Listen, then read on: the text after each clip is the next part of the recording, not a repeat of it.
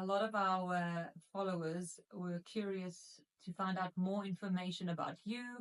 How did you start channeling, and when did your gifts open up?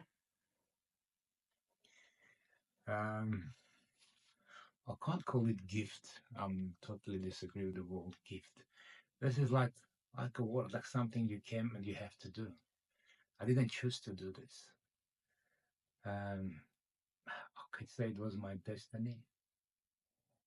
Um, all right, let me go a little bit back in time. Before I took this life, I had another two, just to get acquainted with this planet, to see what is it to be human, to be in a human body, to understand humanity.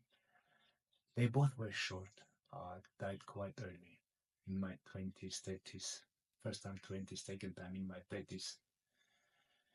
Uh, and for this one, it took the time for me to be prepared. I remember studying philosophies, everything was religions, which was given to humanity.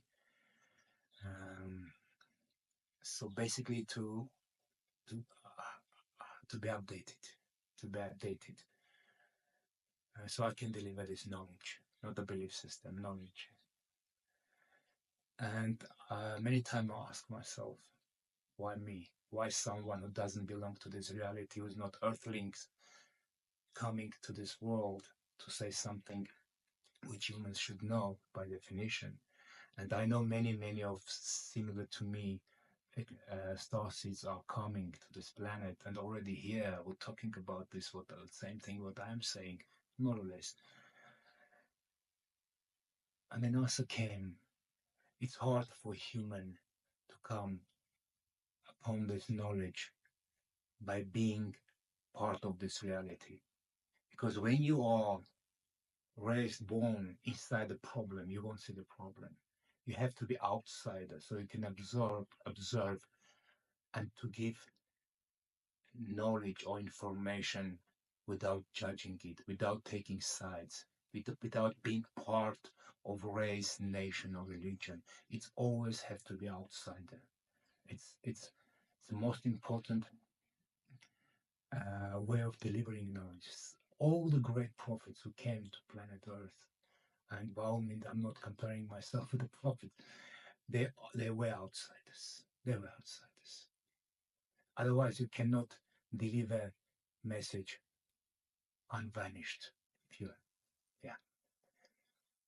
Was there like an intersection of the time where you wrote the book and when you feel like your channeling abilities opened up more with that? Yeah. That's exactly how it's happened. First, it was research, reading like 3, 4 books at the same time. Philosophical works, or whatever I can get my hands on, religious books. All the great minds who ever been on the planet Earth ever say something valuable, I'll try to get my hands on them to read and to understand how they were thinking. And then come when I realized I can't read it anymore. Like no matter what I read, I'm not finding answers to my questions. And then I ask myself, what my questions are? What do you want to really know? Then I realize I want to know what happens to us when we cross over.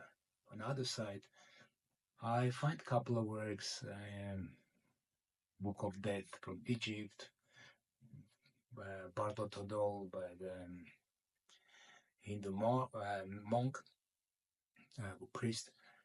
No, I knew it's not enough. It is not, but it's not enough.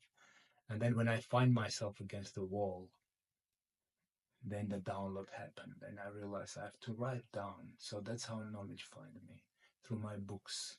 Every day I was compelled to write. The voice was in my head, and not mine. Many voices. Each character was stepping in, and I could hear not only the voice, I also could hear the accent, because by having different nationalities, they speak different English. And honestly, I tried to write in my own language, but I realized no, it has to be specifically English. Yeah, and that's where how part of me wants to say I learn, but bigger part of me wants to say I start to remember. I start to remember my own experiences on other side. Where did I go? Who I saw? What I experienced? And today I know a lot more than I ever wrote in a book because this is happening on a daily basis.